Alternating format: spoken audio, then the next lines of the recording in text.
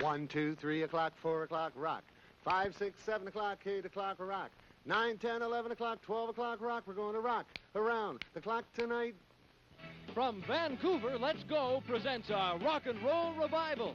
So tell your mother to come in and sit a while we hear the music and meet the people who started rock and roll 15 years ago.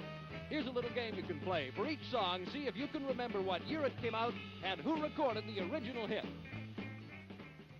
Bill, let's talk about Rock Around the Clock. When did you first release that? Well, it was recorded. There's quite a story to that, Bill. I'll make it real quick for you. A fellow wrote it for me in 1952, but I couldn't get any recording company to record it, and I carried it with me for 2 years. But finally, in 1954, we recorded it for Decca Records in New York. And it was used also, I believe, in Blackboard Jungle? Well, yes. It's as of now, it's the biggest selling single record in the rock and roll history. I believe it's over 16 million records in sales. And it's starting to happen again, I understand, right now. So it's one of those perennial songs. I guess it's the grandfather of all rock and roll songs. Do you know of any other records that are coming out?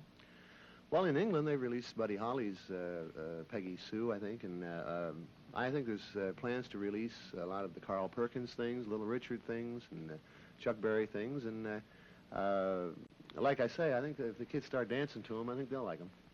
Bye-bye, love. Bye-bye, regret. Hello, emptiness. Think I'm gonna die. Bye-bye, love, bye. The Everly Brothers were in rock and roll right from the very beginning, back when it was still being confused with country and western. What was it like then? At the time we were doing it, it made us feel a little bit of an outcast at school. Ashamed is what he means.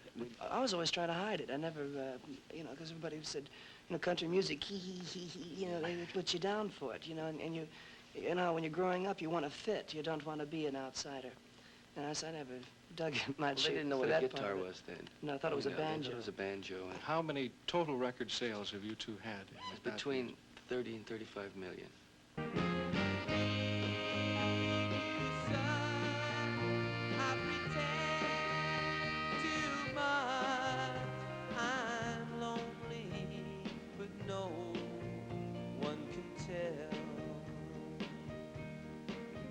The Platters.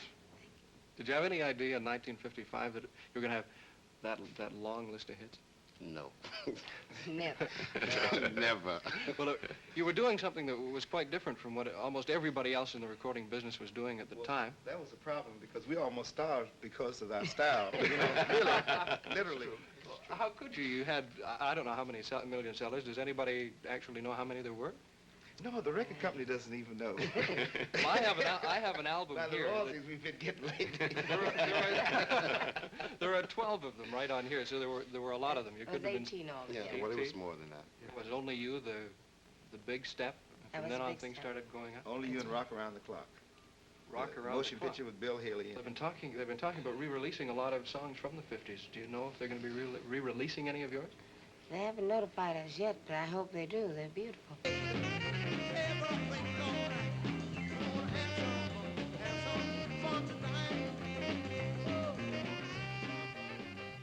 The guy on my left has sold 32 million records. His name's Lil Richard. How many have you written? How many in numbers of songs? 29.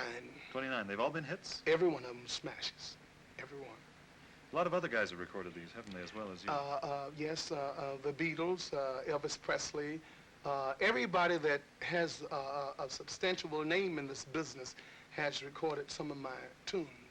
When you record, Lordy, when you compose something, do you sit down with the idea, gosh, I'm going to sit down and I'm going to compose something, or does it sort of come to you in the night, or what? No, when I compose a song, I sit down and I get a chair, and I beat on the chair. Like the other night I was making up a song, I just sit down, baby, don't you tear my clothes, baby, don't you tear my clothes. I just sit down and just beat it, and I sing to myself, and I say, ooh, that's good, and I do it again, I holler, I scream, I jump up in the air, and I leap. Man, I have a ball. When I get through, I got a hit. And they call me the Bronze Liberace. Lucy, you don't do your daddy will. Ain't nothing to you, baby, that I still. Now my broken heart aches with every wave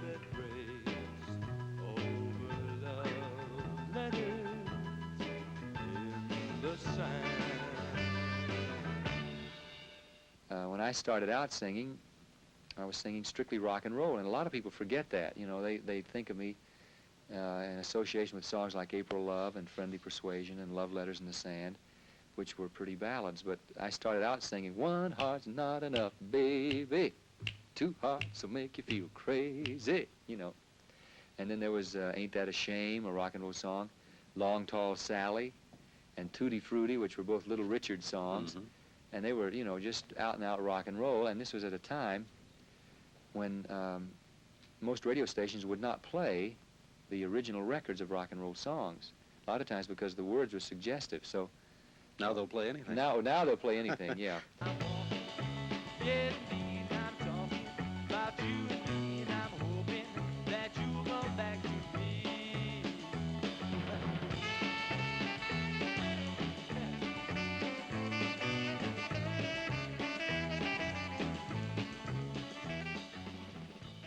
Pat Domino, you were there right at the very beginning of rock and roll, and you were very big right through the heyday of rock and roll.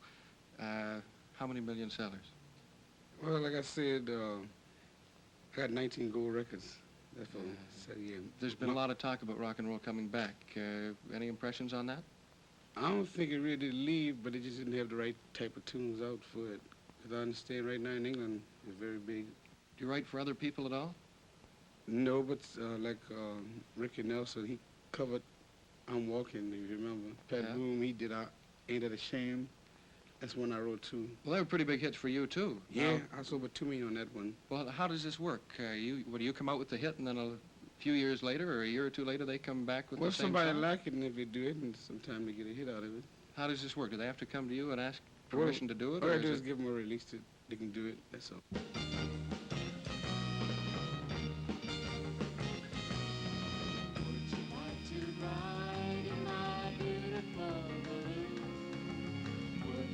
To glide in my beautiful balloon. We will sail along stars together, you and I, for we can fly.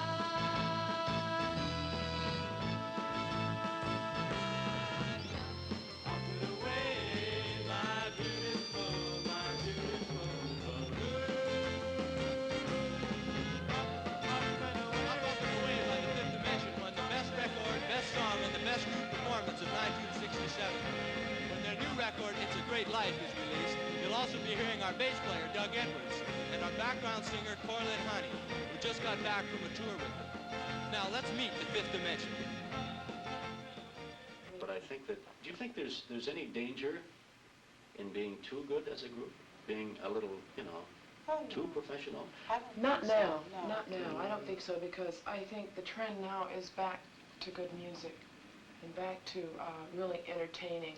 I don't think the public has ever for 1 minute resented an artist or a group of artists who genuinely attempt to entertain them the best way they know how. I think they still appreciate it. How about your nightclub act? Are you still developing it? I mean, it's going all the time, this nightclub act, and it's tremendous. It really is. I haven't met anyone yet who hasn't really been carried away by the whole thing. Thank you. But are you still, you know, working new things into it, or are you trying to improve in certain areas? Oh, we'll be putting new numbers in it when we go back to L.A.